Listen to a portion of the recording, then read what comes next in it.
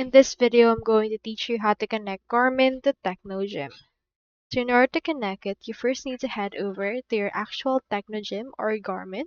And I have in here this article that can help us. So first, sign in to your Technogym Live.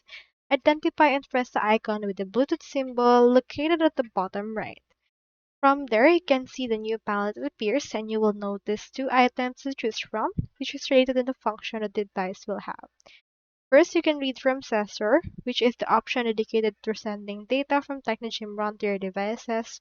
You can also utilize control from app or devices, which is option dedicated to automatically set your workout on Technogym run from there. Keep in mind that these two different functions will connect differently based on the type of connection your device supports, so do take note of that as well. So that's all there is today, and I hope this video actually helped you out.